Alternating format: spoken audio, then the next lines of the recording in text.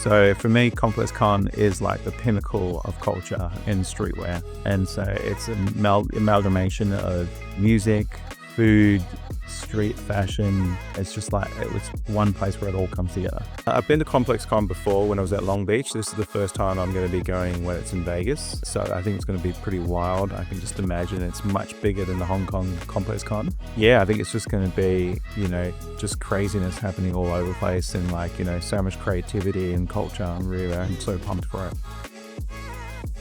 So the theme for this year's ComplexCon is called Here and Now, and it's really just about being present. It's about sharing these work in progress prototypes. Like, I'm not going to sell anything.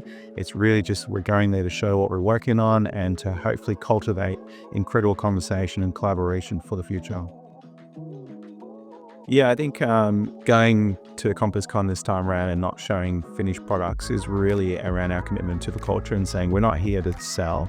We're actually here to be part of the community, to showcase what we're working on, to hopefully, like I said, find partners that we can actually build on these ideas, get a feel for what people will like, what they're vibing, and really put our efforts and energy into that product. And so it's very much around co-creating with community.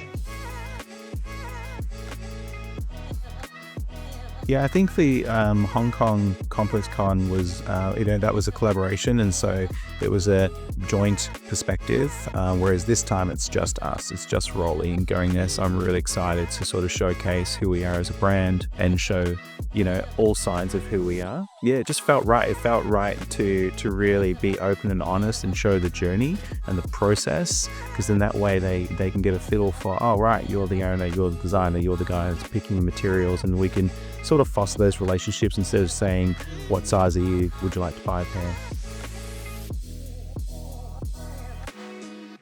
So the story behind this collection Here and Now is really just about not putting on too much pressure to feel like we've got to pick the right shoe and, have the right stock there, and sort of be too stressed about what we're trying to create. Like, at the end of the day, when the brand doesn't live and die by one collection, right?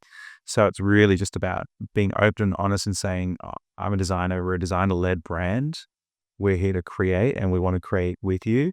And like I said, it's really about cultivating the right conversations and collaboration for them to get that spark, to feel like, oh, it's unfinished, and therefore they can be a part of that process to take it to the finish point and build beyond.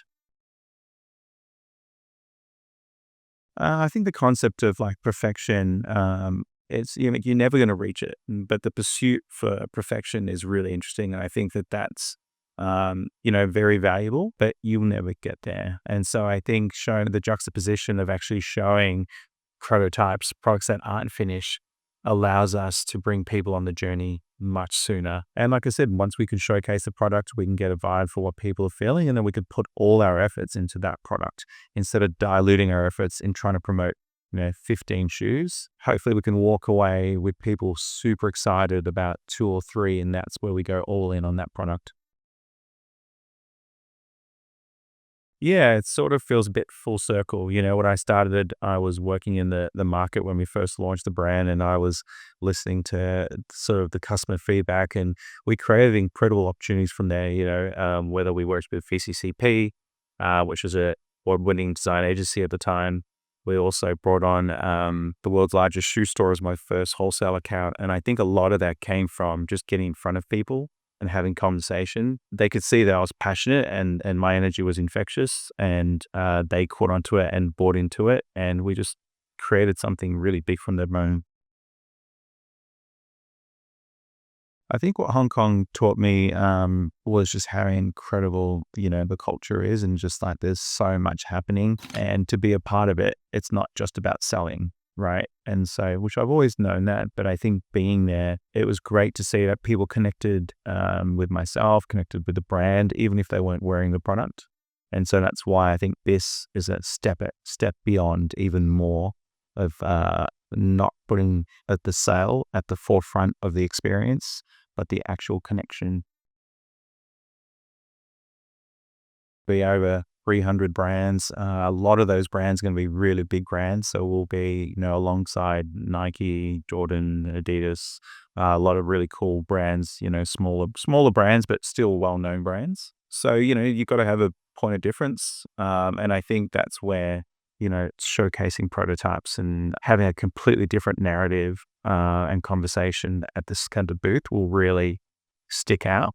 And it will show that we're authentic. We're not there trying to, like I said, push a sale, and we're not trying to be a copy of another brand. We're actually giving them an opportunity to learn how shoes are made, potentially be a part of, we're testing products before anyone else, creating content before it goes to the public. They're the sort of conversations that we're looking to have.